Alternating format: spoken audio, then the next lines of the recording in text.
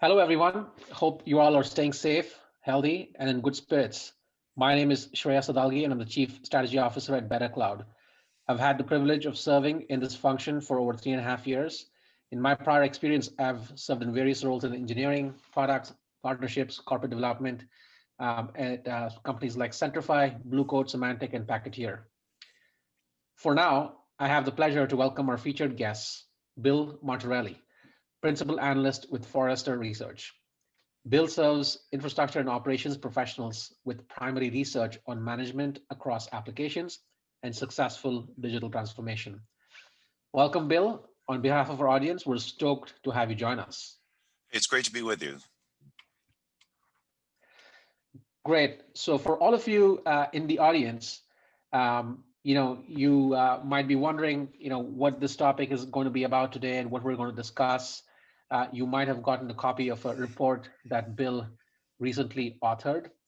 So we have an exciting agenda of topics for all of you. And I'd like to give you some more context behind why we chose these topics and how it all came together. So Bill and I have been working together for the past, 18 months now, and that seems like an eternity in today's day and age. It has truly been a privilege to collaborate with Bill, and I've enjoyed every interaction. Our first interaction actually began with exploring the need for a new practice for I&O professionals, all centered around SaaS applications.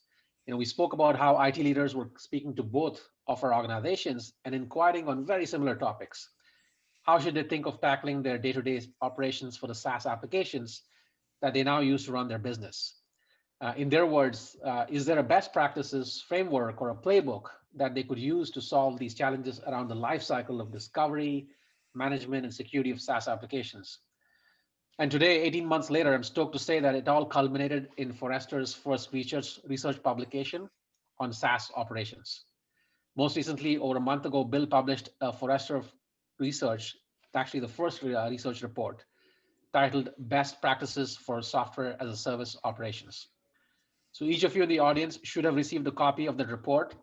And today we're going to unpack that report during this live discussion with Bill. So yes, this is going to be a different type of a webinar with an interactive discussion format. We're going to unpack these three topics. So simply put, they're the why, what, and how around SaaS operations.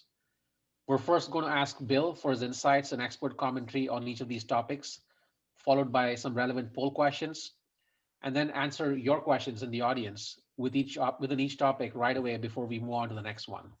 So I encourage everyone in the audience to keep posting questions as and when they seem relevant to you within these discussion topics. And if you've already had the time to read the report, then feel free to fire away those questions so we can address them in the relevant section. So with that, let's get started on the first one. So to me, this is like the why. Like why should the audience care about this thing called SaaS operations? Bill, I read in the report that it's more than crucial than ever. So would love to understand from you as to why this is now a big challenge for many organizations.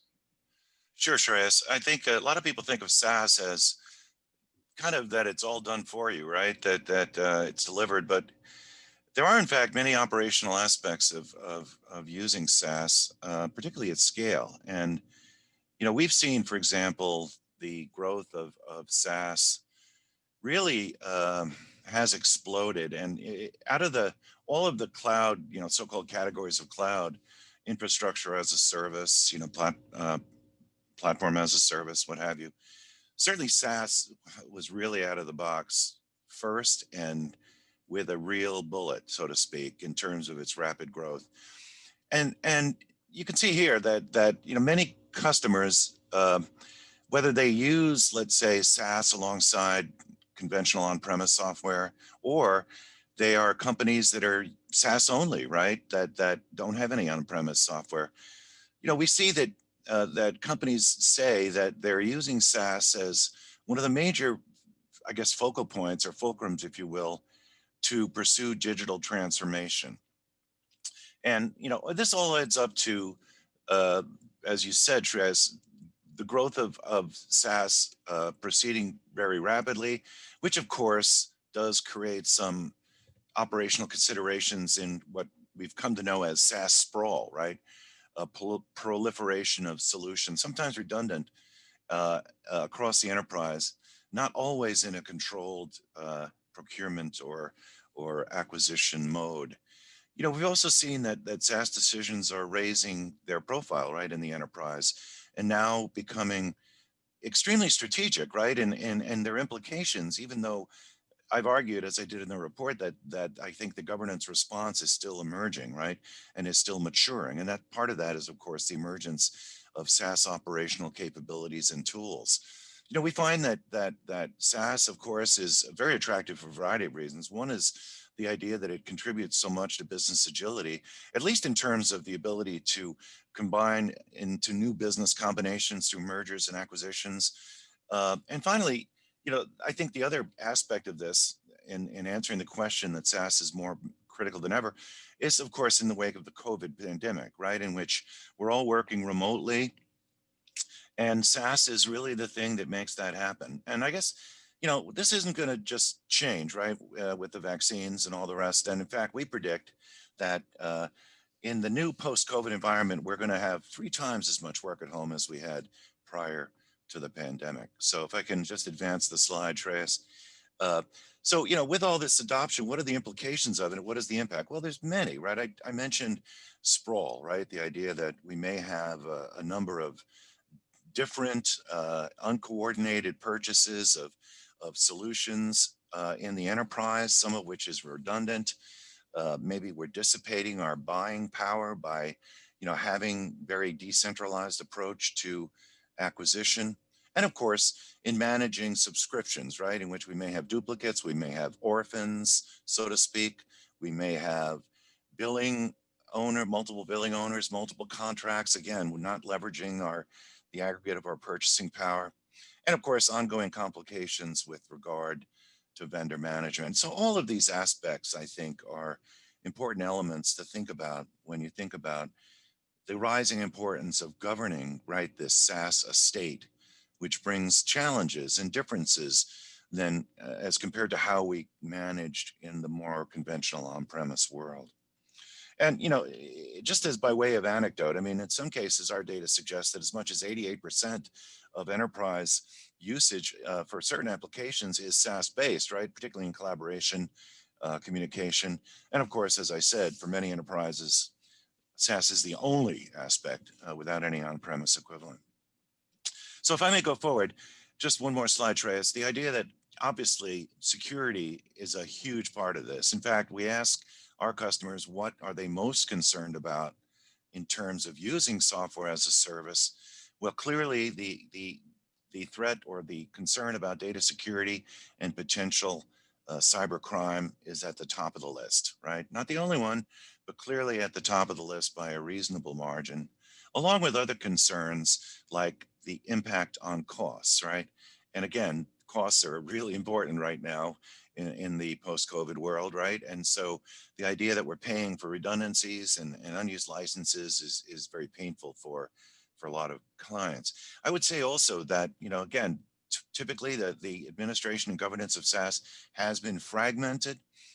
There has been, I think, a lack of a unified operations and support model, particularly when we're talking about large numbers of different SaaS applications. How are we supposed to support them? Or at least the aspect that falls to us as the user, right? As opposed to, of course, the SaaS vendors themselves. And finally, we do find that there is a lack of visibility in terms of usage and spend of SaaS, again, which this emerging movement, if you will, consisting of vendors as well as operational practice, which is known as, or which we're calling SaaS operations, is intended to address. So back to you, Shreyas. Great. Well, that was super insightful, and I think the audience might have enjoyed the different surveys here that you conducted and the data points that you've gathered. So I appreciate you sharing that. So what we'll do is we'll actually go into our first poll question here in terms of what it is that members of the audience are actually experiencing.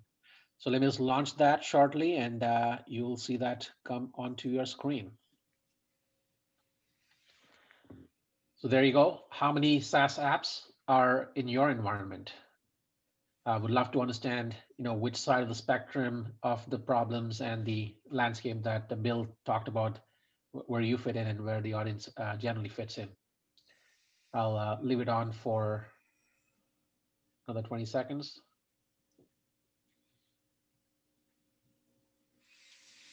Can't wait to see the data. Yeah, it's still fluctuating. So, all right, I'm going to end the poll now.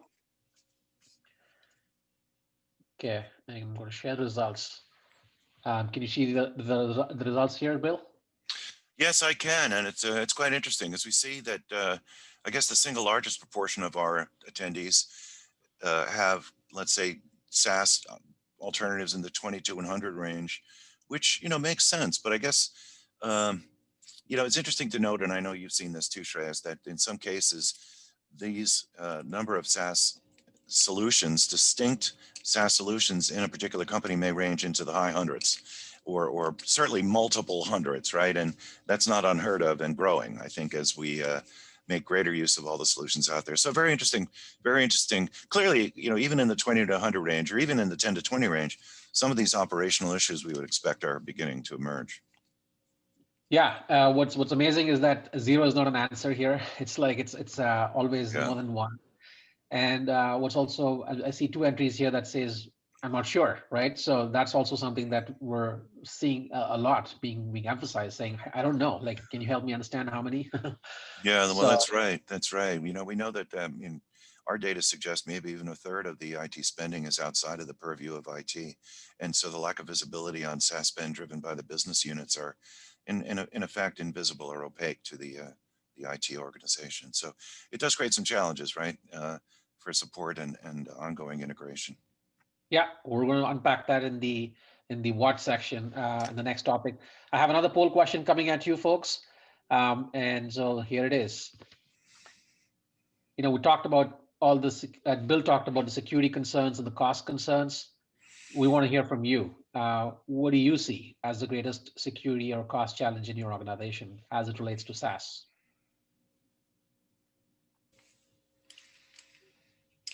All right, 5 more seconds and we'll close this poll. All right, great. There you go. Here's the results, Bill. So I'll let you first comment on these. Well, it's pretty clear that spending, I guess, is the most important issue by a nose, if you will, more than security. And I guess you could say, look, those are the two that are going to run neck and neck. They were the ones I had on my top of my chart I showed just a moment ago.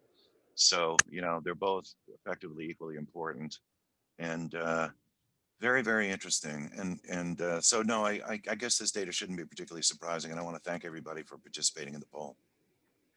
Yeah, likewise. I think for me, what's striking is that it sort of looks almost even on all the four areas, which I find that to be surprising. I thought it would be heavily skewed to maybe one or two of these areas, but it's interesting to see that there's a disparate set of challenges that the audience has. But also, I feel like that's based on the maturity of their SaaS journey and where they are. Yeah. So again, thank you for the audience to respond to this. So we'll go into some Q&A now, as we discussed. So we have our first question that comes from one person here. Actually, it's not really a question; it's more of a comment. It goes back to, I think, what I was saying. The person says, I could have answered multiple choices to that poll question on security, but they said data security is the biggest concern. So I definitely agree with that sentiment. And yes, that's it's down there. Let me see if there's one more question here. There's one more question I have here saying, yeah, SaaS is supposed to be saving us money by being more efficient, but it feels like we might have a lot of unnecessary spending going on. Is there a way to get a view into that single pane of glass without having to add a bunch of single function or proprietary tools?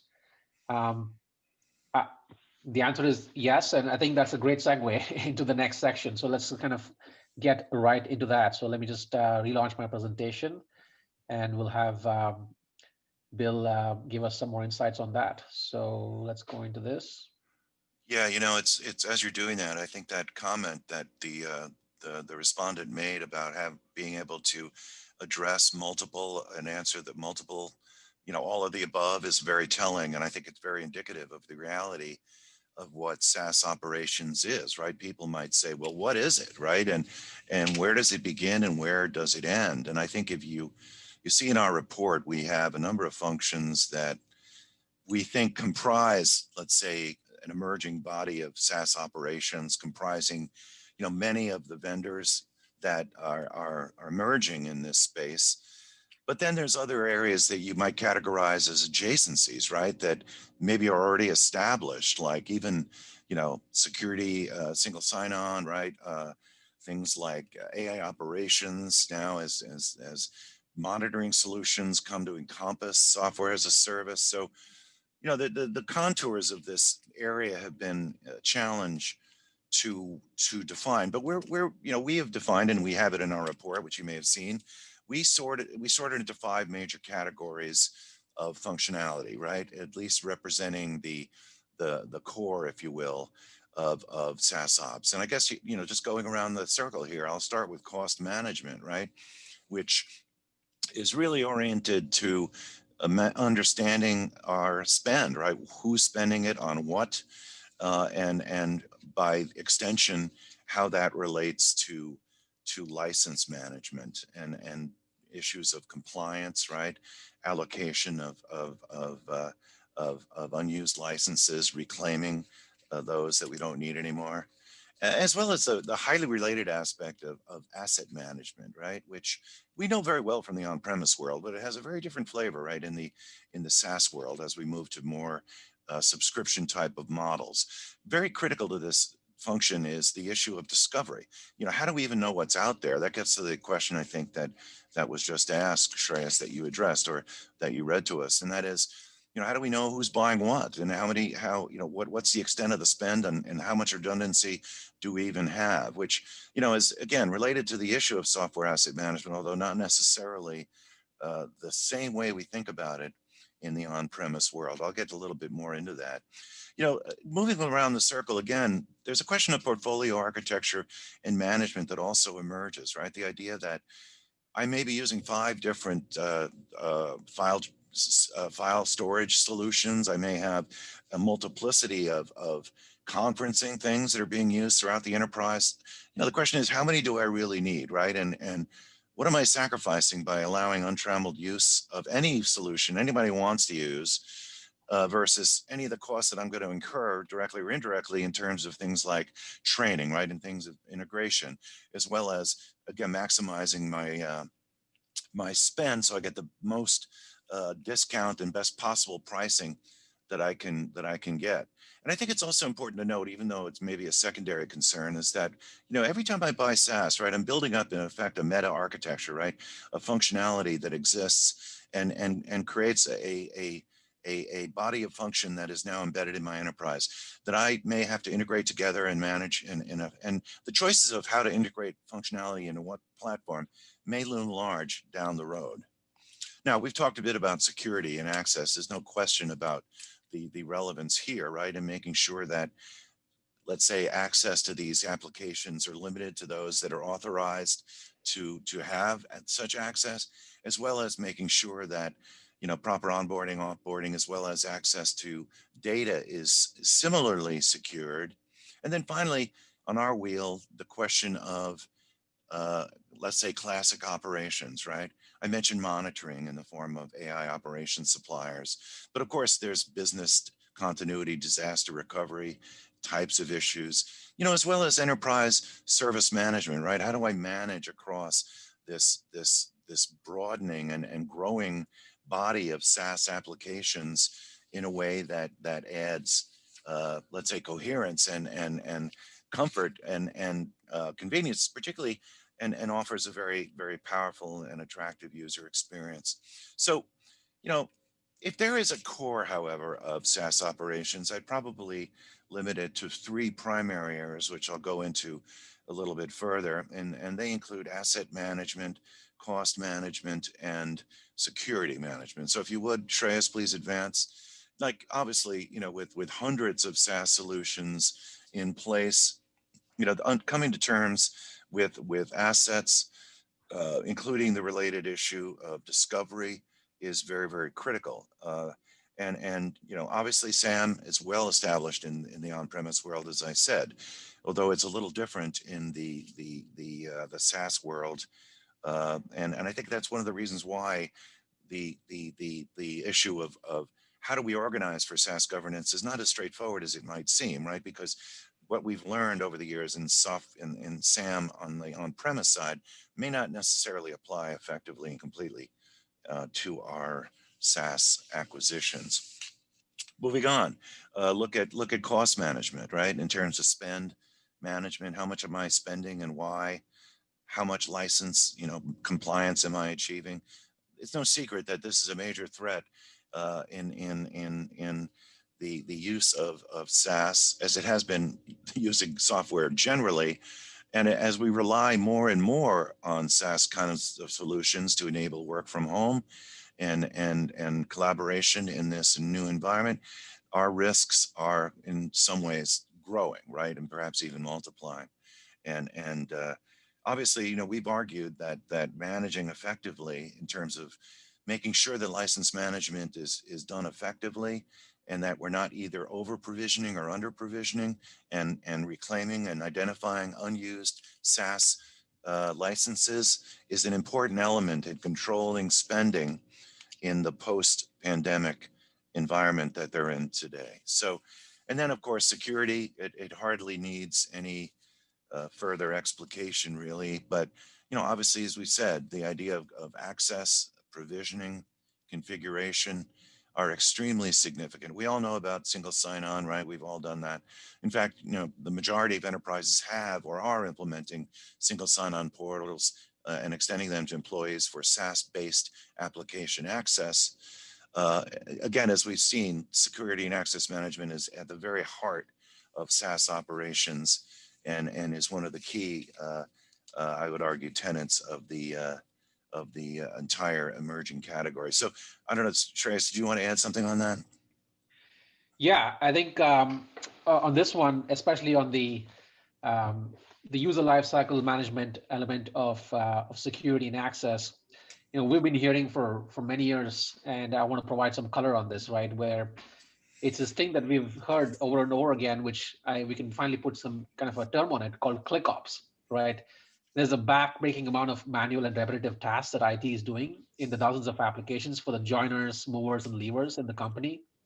And the reason for this is that, beyond the creation and deletion of user accounts and the access into these apps, every other admin task is non-standard and proprietary, right? It's confusing with all these tasks that's being shown on the slide here. And now if you add the risk of human error, right, from such manual processes, the potential for a mistake or a forgotten step increases, and that could expose your company to a security breach. And that's why this sort of falls into the security bucket of challenges, right? And I'm sure we could automate all of that. And there's a real life story here that we heard recently where a customer had literally a 11-page, 120 step process to just offboard an employee. And the word click appeared 65 times in the document. So that's where the term ClickOps comes from. And I believe that SaaS operations could help us evolve from this into some automation. And then on this topic as well, like we talked about, sensitive data being a big issue that one of the audience member had commented on. I'm getting a lot of questions here on data protection as you've been speaking, Bill, which we'll bring up soon. But yes, I mean, this is something that we've seen, and we see news articles every day about how easy it is for data to leak. But I want to shed some light here in terms of how this is actually more of a misconfiguration than like typical content scanning or data leak prevention by actually tightening up what's inside the document. Those are two different things, right? So users don't realize the actual impact of oversharing content within each of these SaaS applications inside the settings. And so that's what this slide shows you, because if you share it to the wrong person, accidentally, that person then shares it out to other external folks in outside the company, and so that's when the kind of proportionality of risk just increases. There's a bunch of operational tasks here that can be automated, all the way from file creation, file sharing, detecting when these sharing settings get changed, then applying the actual admin controls to revert those settings back. So this, to us, is basically part of a nice security operations workflow, and we believe this should be an important part of SaaS operations. Very good, very good. And I'll just turn to another element of my wheel of SaaS ops, and that, of course, turning to classic operations. And we talked about obviously the importance of disaster recovery, business continuity, but even managing in a classical sense, right? The SaaS estate is becoming an ever increasing challenge, given a couple of important dimensions. On the enterprise systems management side, on the one hand, we find that, look, I mean, companies have little capability to support or having challenges, let's say, in supporting their users across a variety of different types of SaaS solutions, right? Be it CRM on the one hand or classical conferencing on the other. Of course, file management and storage being a third, just to name a few examples. And I mean, it's just very difficult to find, let's say, people that are, let's say, well versed across all of these different types of solutions to help support customers in the enterprise. And as of today, there's really little, if anything, in the way of an automated and fully, let's say, comprehensive solution to this challenge. I mentioned also monitoring, right? And then, of course, monitoring solutions are beginning to, let's say, encompass, right, the SaaS estate more and more. Mentioned the AI ops vendors being one example there.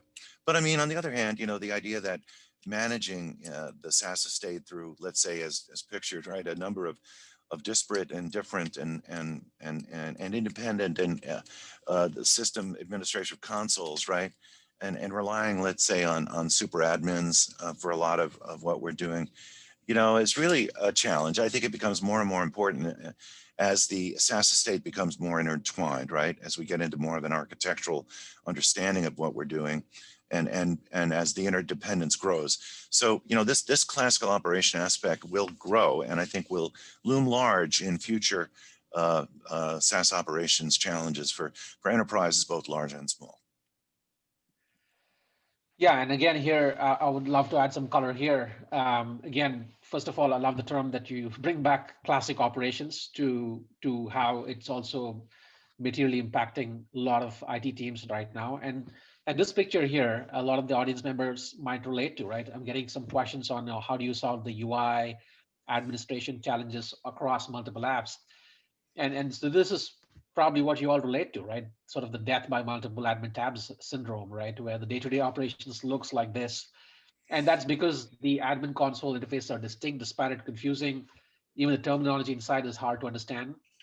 And they may look like the same settings and permissions, but they actually behave very differently across each application. And the second pain point that we've heard, in response to this, where audience members have tried to kind of overcome this, is there's very minimal functionality inside these admin consoles, and the rest of it is exposed through APIs. So the out-of-the-box functionality, both in the admin consoles, but then the APIs rely on scripting. Net is insufficient, and it's weak for day-to-day operations. So how do you go about solving that? And so to Bill's point, SaaS operations is a practice where platform vendors can actually solve this by building this into a single unified console, because this is what a SaaS operations platform experience looks like for administrators. And how this is done is a SaaS ops platform has all those deep integrations into all those APIs behind the admin consoles.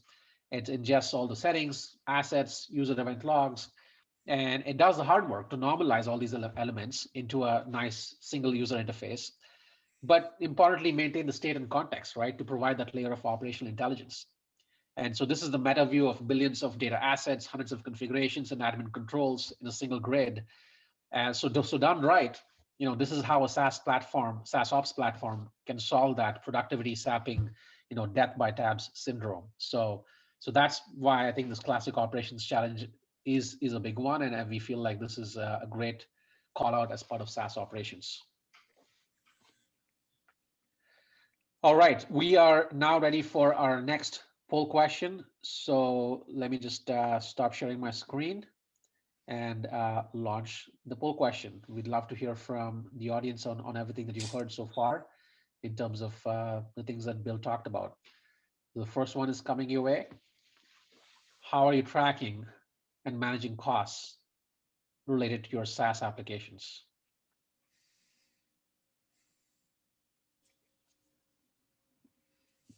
All right, we're at 75%. Okay, here are the results.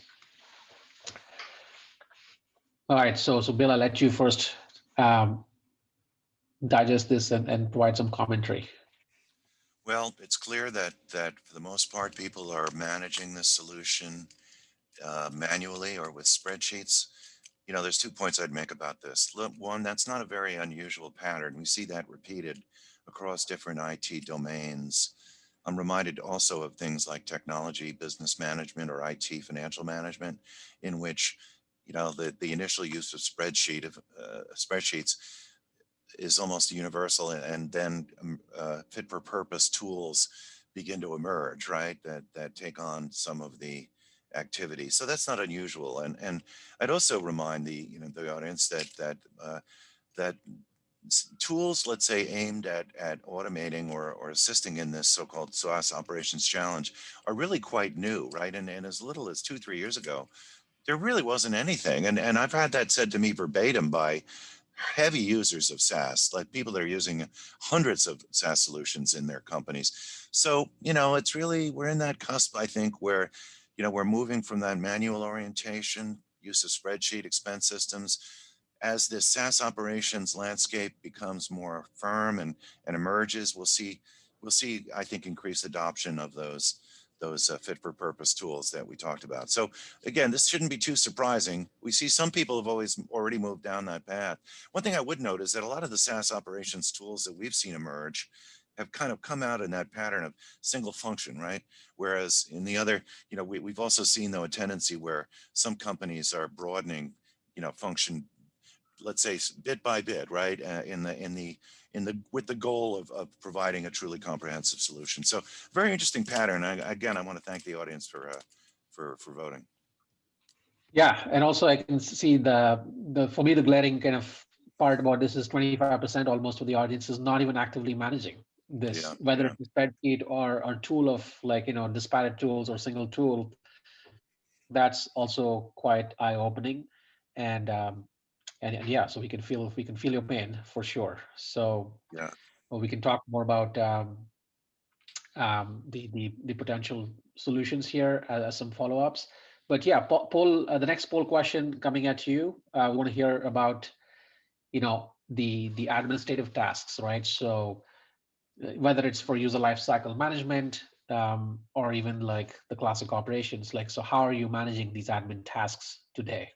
Um, and again, we hear this as a big concern that we've heard verbatim from organizations, but also I can see that in the questions here. That's the theme I'm seeing. Like, how do you get a wrangle on handle on these admin tasks?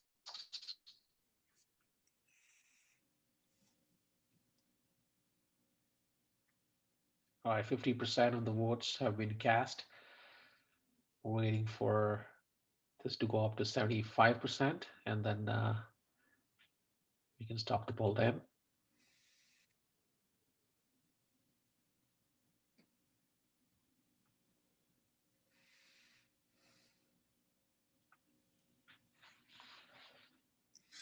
All right, I'll close the poll here. We have 70% of the responses in. There you go, Bill.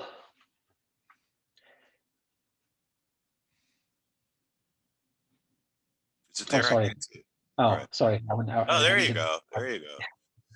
Well, once again, manual, very interesting, though. Again, yeah, manual comes out number one. And with the use of script-based automation next up, impressive 25% actually, and then fully automated, of course, far less at a mere 8%. So again, very interesting pattern, and it does speak to, you know, the emergence of a new area, which, you know, will I think trend over time. Obviously, it's been a tricky time, right? With COVID, people have had, I think, some difficulty making investments in new things, right? But as this picture, this reliance on SaaS promises to be permanent, not just temporary.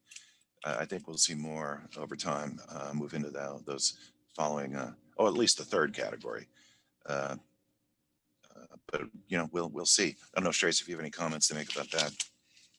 Yeah, for me, what's striking is what you said, 25% are solving it with scripts. That's quite impressive. We've heard Yeah, the scripts are not always reliable, right? Because they need to be maintained and they have their own support challenges. right. And then, of course, what happens if a script breaks? There's no reliability, but it's impressive that it's actually working out for many organizations. So kudos to many of you for doing that. But we can do better. That's really the takeaway here. All right, so Yeah, let's go into some questions here. All right, so the first question for this topic section is, how do you recommend we manage unexpected changes by SaaS providers that impact our ability to manage the solution? For example, subscription models, UI for administration, etc. So I'll let you take a stab at that, Bill.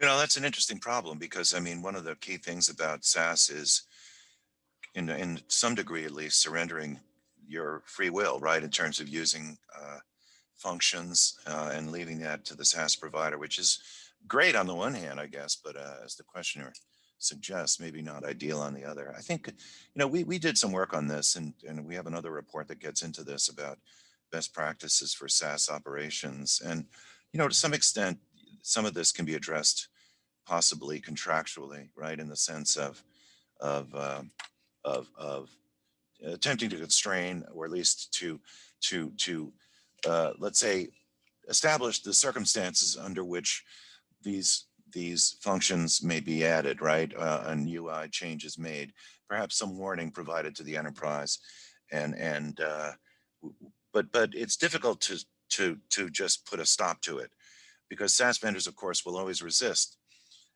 doing things that bring and branch out their code tree, right? Their code, so Mhm. and thereby add additional costs. So, you know, I think also the SaaS operations, at least as it relates to the architectural question, may also provide some assistance there, right? And knowing what alternatives exist and when, and perhaps even letting letting the enterprise know what alternatives exist for perhaps using alternative SaaS solutions to address different functionality requirements. But that's how I would answer that. Shreyas, if you have anything to add, feel free on that one.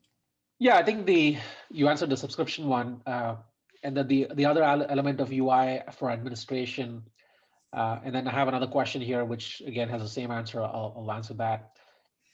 So the question here is, we have some automation of the workflows that are needed to manage our users and apps, but it still requires manual steps to get them started and doesn't work for everything, right? So what's the best way to reduce and eliminate those remaining manual tasks? That's a super insightful question, right? And that's why you take into account the UI administration or the workflow capable kind of steps. The answer to that is, look, I think just like scripts, like organizations are attempting to use like your out of the box workflow platforms like IFTTT or iPaaS platforms. But what all those platforms lack is the deep context, right? How do you feed meaningful information into the workflow steps, or how do you feed triggers besides you manually triggering the workflow, so the workflow can beautifully kind of function with all the context saying, hey, I know the manager, I know the manager's email address, I know the manager's the person's phone number or the person's manager to offboard and transfer data.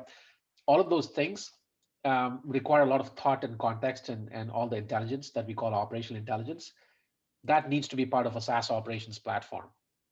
And that's what a SaaS ops platform truly brings to life, is that deep SaaS operational context, and not just like a sort of like a blind like workflow can just kind of do rote work in terms of automating tasks. That's great for like remote processing automation jobs, but not for these kind of jobs. So that's my sort of answer to a lot of the questions that we're seeing here. Okay, very good. And then, well, there's a question, sorry, more of a comment. Data loss prevention is the top priority, something that they're testing. Well, actually, with BetterCloud, that's great. Good to hear. We can solve that for you. And then there was one more question on, again, more of a question with comments saying, to what you said, Bill, is like, doesn't the utilization within the SaaS apps correlate to the user population, which means the higher number of users would correlate with more automation? I would say the answer is yes there, right? So you need automation to make it worth only for the majority of the user population that's actually inside those SaaS apps. Mm-hmm. Great. So we'll go into the next section here. And thank you for the audience for participating here and making this a live interactive discussion. So the last topic is really the key takeaway topic, right, for the audience, Bill. And this is something that I felt was the most compelling in this report that you wrote, which is like, so how do we actually go about implementing SaaS operations tools and within our practices? And so I'll let you take it away here. Yeah, you say how, it's also a question of who, right? I mean, we talked about why, we talked about what, and we talked about we're talking about now, I guess, how do we approach this in terms of governance. I did say before that at least in many large enterprises, the responsibility for SaaS administration is shared, right, between different groups. Maybe procurement, maybe software asset management, maybe security, and so forth. In the smaller enterprise, I think it's much more straightforward, right? Particularly those that don't have any on-premise operations. And I guess the idea that this idea of a cloud center of excellence is something that's of great interest to a lot of companies, right? And we see that emerging as a form of governance that that takes on aspect of the cloud in general. I personally believe that let's say the dynamics of public cloud and infrastructure as a service are quite different than that of software as a service, even though of course there is some overlap. And so maybe you might claim to, or might prefer to, let's say, uh, place your SaaS governance administration within this framework, right? Within this existing context. And maybe you will, maybe you won't. But I mean, it is something we find our clients are asking us today as to, where logically it should reside, right? And so forth. But I think it's, even though there may be different answers that are valid, I think there's a couple of principles that we would offer in terms of, let's say, how to go about it, right?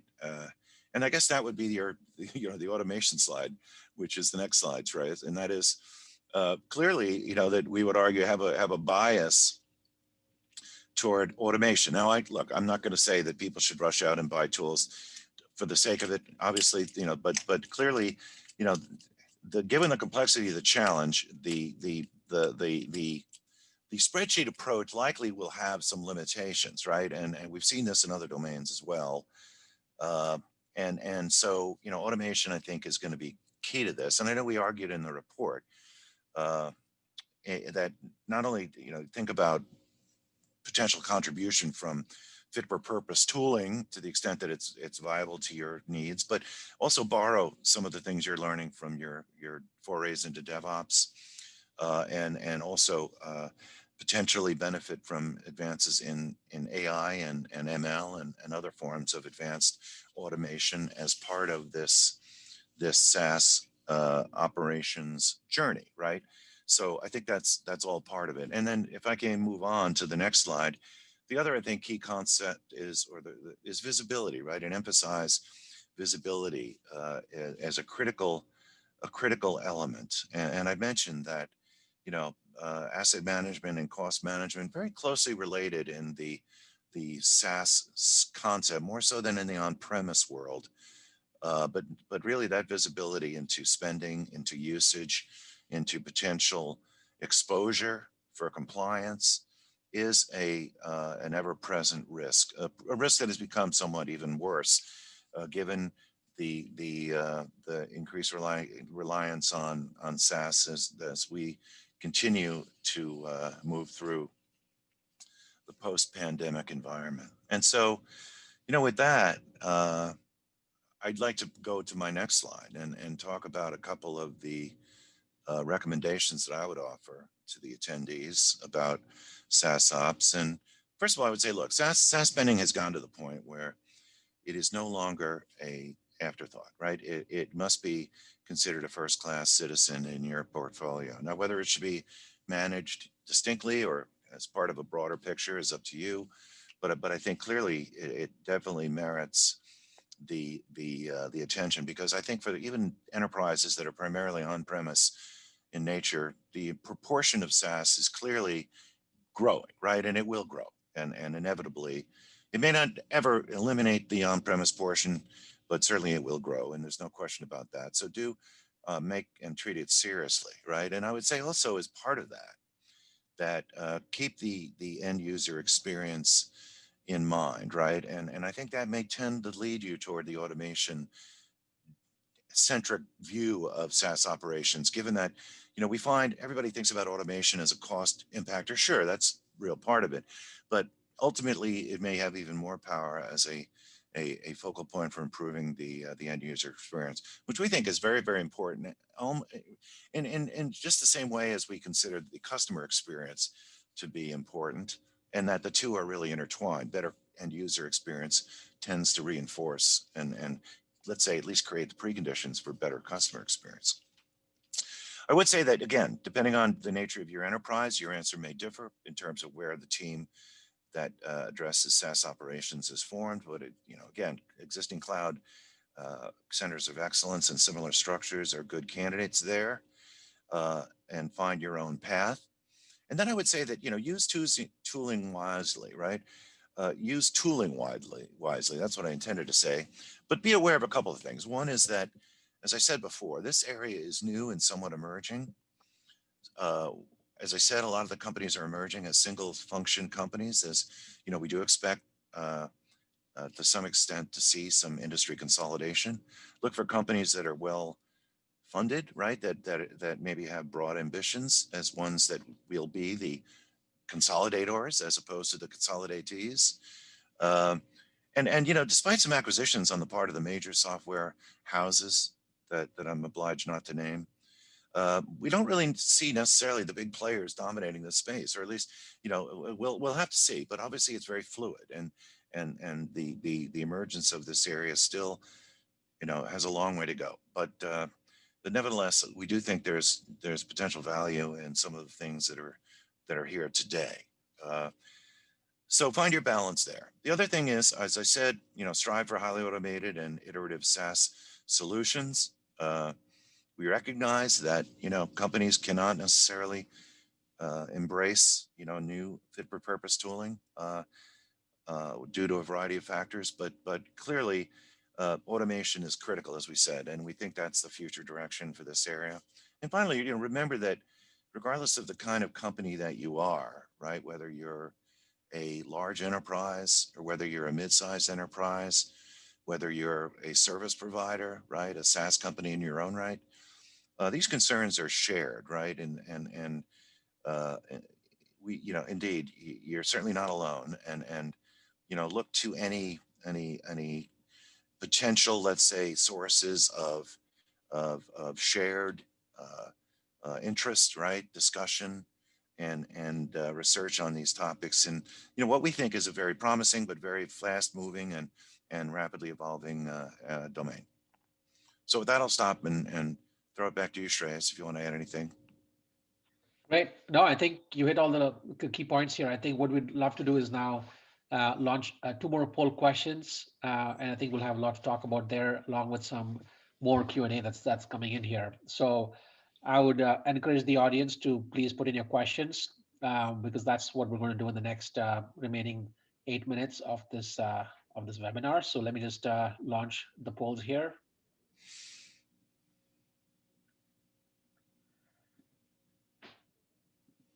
All right, so poll question coming at you. this goes back to what Bill talked about, right? So, there's a whole bunch of teams and people that are in charge of these job responsibilities for SaaS operations. So, how many people are you using in your organization to automate and handle these operations of SaaS apps?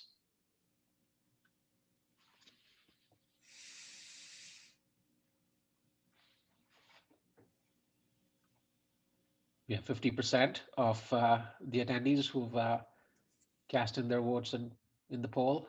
So we'll wait for it to pick up to 75%, and then we'll close the polls then.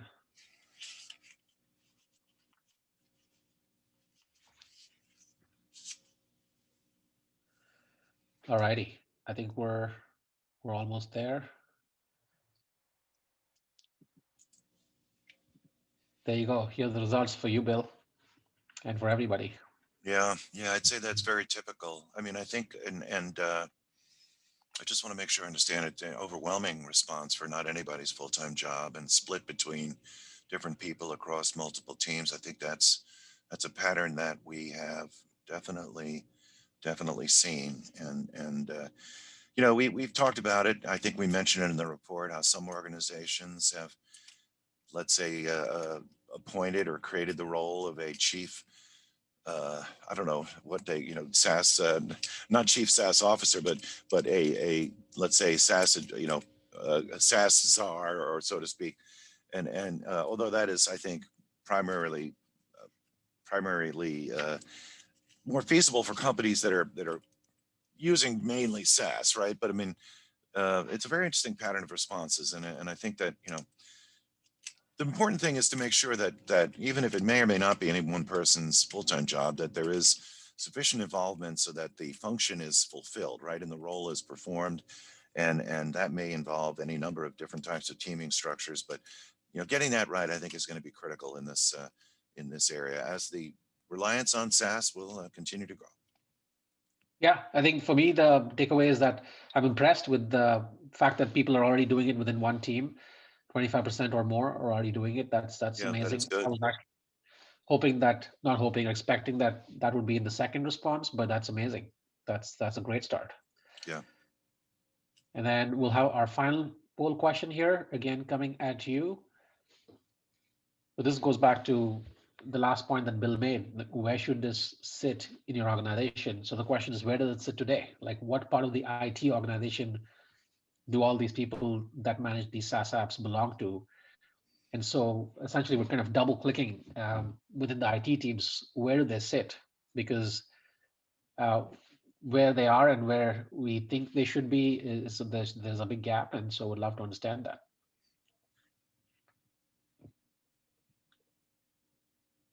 This is definitely a more nuanced question in terms of how you might define these things differently in your organization. So we put in as much of definitions here as possible, but hopefully that helps many of you in the audience to give the right responses.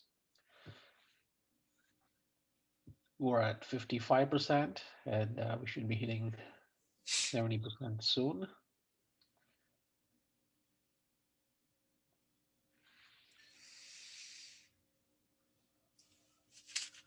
All right, so here you go. So let me share the results. Yeah, go ahead, Bill. I'll let you. Very interesting. IT operations or IT service management team. I think that's good. That's very telling, but I think that's very positive, and I find that extremely interesting. Clearly, I mean, it's IT's role typically to manage and the SaaS applications that come into the enterprise. So shouldn't be surprised, but we do see a smattering of other teams involved, including SAM and procurement and interestingly, 13% on the SaaS Ops Cloud Center of Excellence side. So very interesting. Yeah, very encouraging. If you ask me, that's the last point. Yeah, I would agree. That's amazing. Great. So we'll go into Q&A now. We have at least 5 minutes to do that. So again, there's a comment here on like one of the poll questions. It's a combination of all the three answers, but the majority of our apps are under the administration of a single team with multiple people. That's great.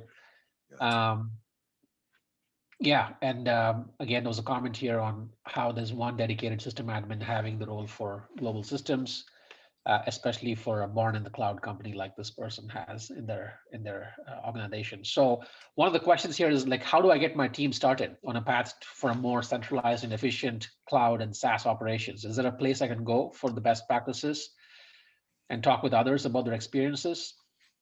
Bill, I'll let you go first, and I have Well, I some mean, I'm commentary sure here. you have a view on that, but I mean, I guess it's been an interesting emerging category, and I know that we have clients that have asked us about various aspects of this challenge. So clearly, any forum that you have access to, user groups for the major SaaS operations or solutions that you're using, right? I'm sure they talk about this at least to some degree at the major SaaS and conferences, now virtual, of course.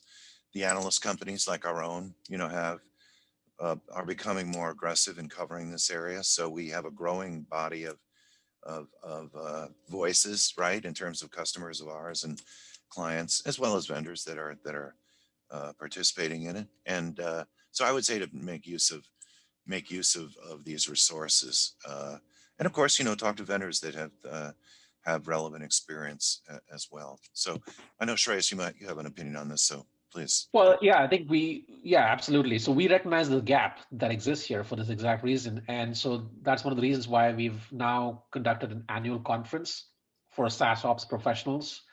It's really Altitude, BetterCloud Altitude. It's actually labeled as the conference for SaaS ops professionals, right? So it's as neutral as we try to make it, and we have many vendors that will participate next year. That's one. But then what we launched at Altitude this year, a couple of months ago, is a SaaS ops community. So there's actually a SaaS ops community that you can check out by going to our website or going to saasops.com, and you'll go in our community there. And essentially, that's where you can actually, you know, exchange ideas and get training, get certification programs on SaaS ops. And you can see here we're engaging with industry analysts to take the best, right? Like best is a standard for BetterCloud for SaaS ops, and that's what we're instilling in the community as well. So that's what we'll say. And with that, I think we're also up for time, and it's time to wrap up. So I would say that I'll just leave you with this one last kind of takeaway here in terms of what you think you should be doing more. Let me just kind of get out of the screen here. Yeah. Well, I think that slide was all about the SaaS operations report that you authored, Bill. So that was really the takeaway. So for all of you in the audience, if you liked what you heard and if you want to learn more, please read that report that Bill wrote. It has a lot more details. And of course, please come to us with any questions as follow up. We'll publish a blog, and please leave some comments there, and we can pick up those questions. So with that, we'll call this a wrap. And thank you again, Bill. That was super insightful for our Thank you. audience, and I really appreciate you spending time with us. It was good to be with you. Thanks everybody for participating. Yeah, thank you. Have a great day. Bye. Bye now.